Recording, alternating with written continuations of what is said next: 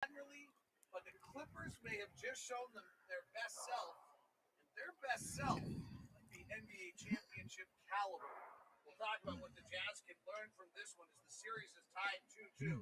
It's all coming up on POSTCAST. David Locke, along with Ron Boone. POSTCAST is brought to you by our friends at Grip6.com and the Grip6 belts, which I'm wearing, but you can't see because our video camera's not working. I don't know what happened to my camera, my webcam. Apologize for that. Also brought to you by our friends over at Biograss, with a big yellow bag. It's Biograss, the best for your lawn. Promo code LOCKEDON on both those get you a discount. Father's Day at Grip 6 is better, so use that one and just tell them you heard it from Locked On. And then the Biograss, you still get $40. So, all right, Ron Boone. If the Clippers play like they did in the first quarter, do they win the NBA championship? I'm glad you brought up the first quarter, because the way that unit attacks defensively, that puts teams offense playing defense. You understand what I mean? Which means they're being careful. I mean, they're not playing their natural game, and the Clippers would take a team's offense out of the play. And this is what happened to the Jazz, I thought, in that first half. We saw it in game 3 to the point where they're just working the perimeter and not working the paint. Early on, this is one where I'm actually, I'm obviously really glad we're in the building because you can feel it different. But by being in the building, we actually had a great seat for what the first quarter, because we actually could see the Jazz offense. We're slightly askew from midcourt to the left-hand side, and the Jazz were on the offensive side. The floor just disappeared time and time again. That they're 6'8", they're 230 pounds at 4 of their 5 positions, and the floor they switched everything, and the floor disappeared. It just closed. You thought you had a passing angle, and that closed up. And you run a play, and you usually get a shot at a certain spot, that closes up. And their hands were in the passing lanes. They come up with deflections.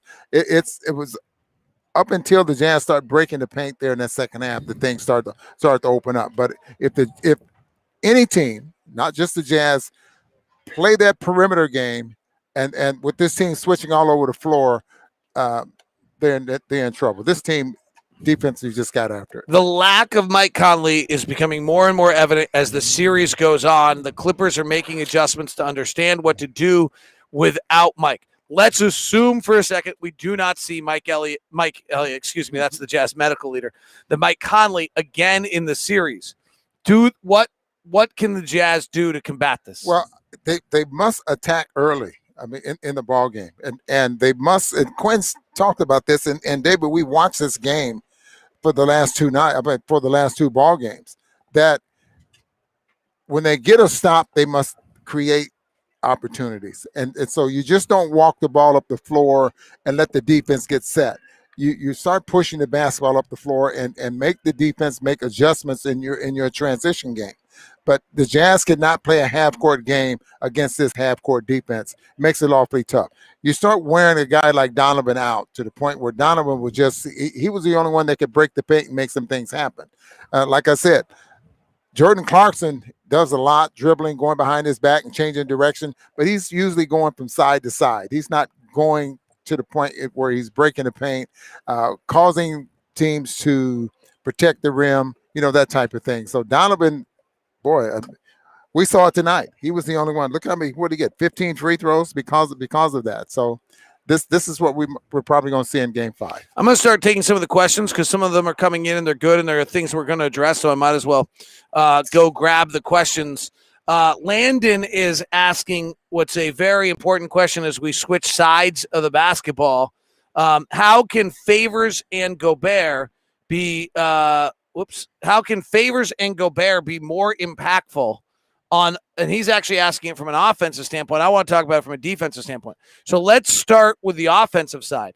So Gobert doesn't get a shot in the first half of the game. He doesn't get a shot maybe even until the third quarter of this game. He got in foul trouble a little bit, so he's out. Favors and Gobert, they're switching, they're rolling the basket, and they're basically taking away the Jazz pick and roll game and taking away the roller completely. Yeah. Is there anything that either Favors or Gobert can do offensively to have an impact. Then we'll talk about defensively. Okay, I think we'd like what I'd like to see is for Favors and Gobert to start on the baseline. Remember how the Jazz started, and not so much of a pick and roll as they were doing more so in the second half, which means they would keep the defender low, along with Rudy Gobert, because they're afraid of Rudy getting, just throwing it over the top. When the Dallas Mavericks use the Bogdanovic, the Marjanovic, they kept him down low, and they would just throw it up high, and he was tallest guy on the floor, and he get it, and he was just trying to put it in, but he couldn't defend on the other end of the floor. Rudy can. And so if somehow the Jazz could make the Clippers pay for putting Morris on Rudy Gobert, then they can make. So the problem is, all right, to make this work, I'm just gonna walk through the problem here. The problem is, so you put Rudy on the baseline. I agree with the concept. Mm-hmm. Now you got to just beat your guy one-on-one, right? Correct. So we've only got 2 guys right now on our roster that can beat anybody off the dribble one-on-one. That's Jordan Clarkson and Donovan Mitchell. Right. And Bojan can do it a little bit, not much. That's where you really miss Mike. The other thing is, to the Clippers' credit, every time one of our guys, Royce actually had some nice drives tonight off it when they had advantage basketball. Every time our guy drove, another guy came in and cut him off. Their rotations were unbelievable. And so that you're not just beating your guy and getting to go right to Rudy and bringing Marcus Morris to you. They're somehow bringing Marcus Morris up and sliding the backside in. And now I guess that's going to hit the corner 3 is the only answer there. Something's got to be open, but I'll give the Clippers credit. It's felt like every time one of our guys drove, they ran into something. That was the best we'd seen all year. That's the best way that any team has attacked the Jazz defensively all year, and actually got it done to the point where it wasn't a noticeable adjustment that the Jazz were made during the course of the basketball game. But there is a way to beat this team. We just have to figure it out. I think we saw something in that second half with Donovan. You're just going to have to work your butt off and really crack the paint. I mean, you're going to have to make them work defensively like they're making you work defensively. The concern is on the defensive end now. Let's flip the conversation to that, because I think that leads to really where the big concern is right now on the defensive end, and that is that the Jazz had their worst defensive outing of the season in Game 3 against the Clippers, and then proceeded to allow a 136 offensive rating in the first quarter, a 154 in the first half, and a 141 through the next 3 quarters, which is actually probably going to exceed, I don't know what happened in the fourth quarter, but up to that point, exceed the Jazz worst defensive outing. Quinn Snyder said in the coaches show before the game, we got to give something up. Like, I can have Rudy go guard the guys. They're going to play 5 out. I can go have Rudy guard a guy at 30 feet, but then that takes Rudy out of the game. Mm-hmm. So I've got to give something up. For Rudy to help on the drives, it's leaving someone open, and they're the best catch and shoot team in the league, and they got a ton of weapons, and I don't know what the answer on that is, because one night it was Reggie Jackson, another night it was Marcus Morris, Nicholas Batum shooting shots. They're all 40% three-point shooters. They're dang good at it, and when they don't do that, they put Kawhi at the free throw line in isolation. Those are unanswerable offensive questions. Well, there's a reason that they put Morris in at the center position, and they found something against the Dallas Mavericks, and it seems to be working here against the Jazz. And there was a lot of criticism with Ty Lue when he made that move, and now he's seeing the effects of a good decision for the most part. All right, let's get to some of your questions. We've kind of summed it up.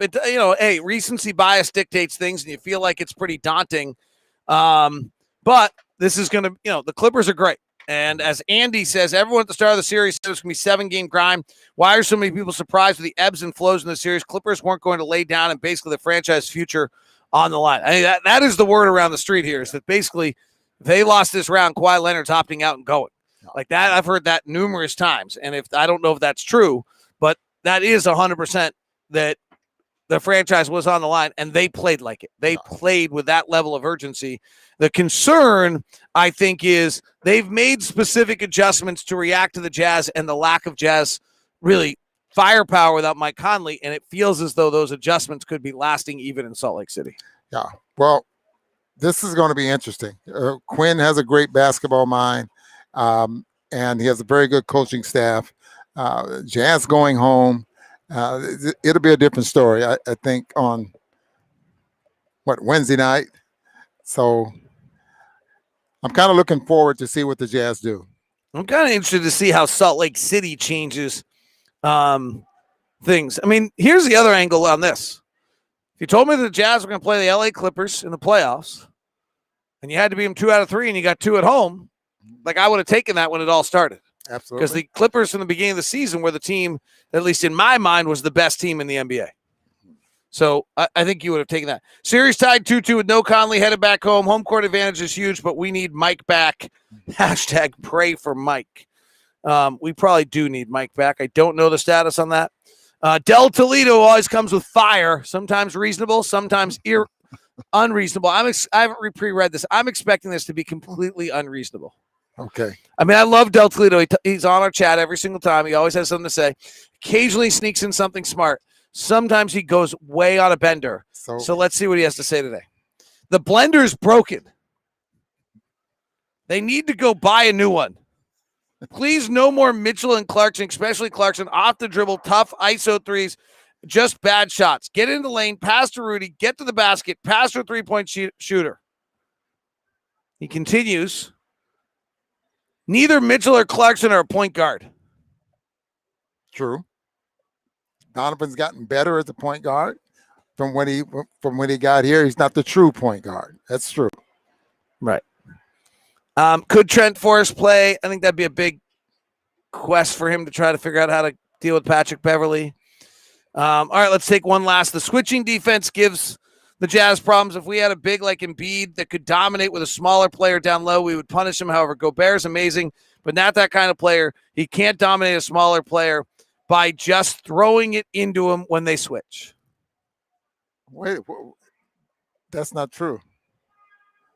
Rudy can guard smaller players. No, he's saying I think he's actually accurate. He's saying on the offensive end, when they switch, Rudy doesn't really have the skill set to go pin Reggie Jackson down the post.